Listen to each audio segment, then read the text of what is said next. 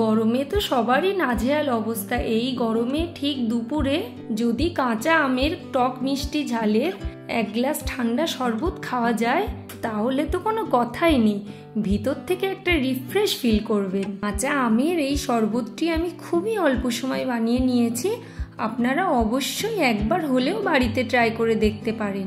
Hi everyone, I am chef Riya, welcome back Riya's cooking city. এখানে আমি 3টে মাঝারি সাইজের আম নিয়ে নিয়েছি। আমগুলোকে ভালোভাবে পরিষ্কার জল দিয়ে ধুয়ে নেব। ওইদিকে একটি কড়াইতে আমি আগে থেকেই জল দিয়ে রেখেছি, জলটা ফুটে গেছে। আমি এবারে আমগুলো সেদ্ধ হতে দিয়ে দেব। আমি এখানে মিনিমাম 10 থেকে 15 মিনিট আমগুলো সেদ্ধ করতে দিয়ে দেব। 15 মিনিট হওয়ার পর এখানে আমগুলো আমার ভালোভাবে সেদ্ধ হয়ে গেছে।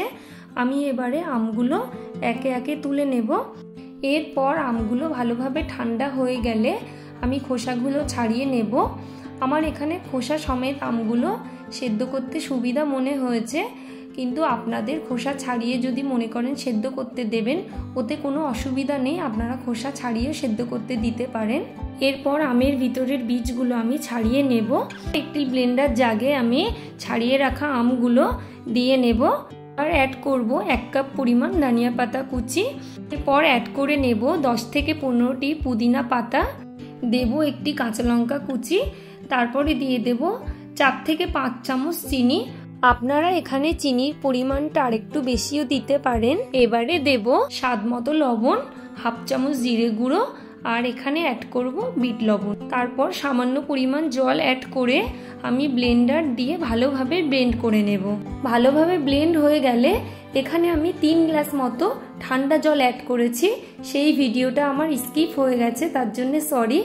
এরপর একটি ছাঁকনির সাহায্যে শরবতটি ভালোভাবে ছেঁকে আমি ছিবড়েগুলি আলাদা করে নেব।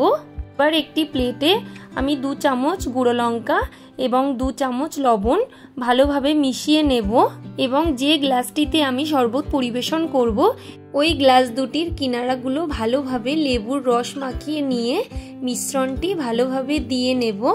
এটা আমি জাস্ট একটু দেখতে ভালো লাগার জন্য করেছি, চাইলে আপনারা এটা অবশ্যই স্কিপ করতে পারেন।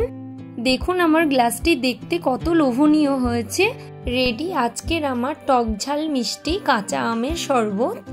এবার আমি শরবতটি পরিবেশন করে নেব। এবারে আমি শরবতটিতে অ্যাড করে দেব কিছু পরিমাণ আইস কিউব।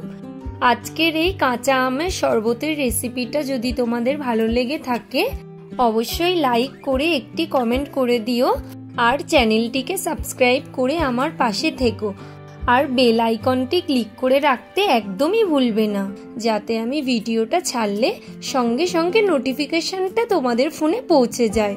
সবাই ভালো থেকো, আল্লাহ হাফেজ।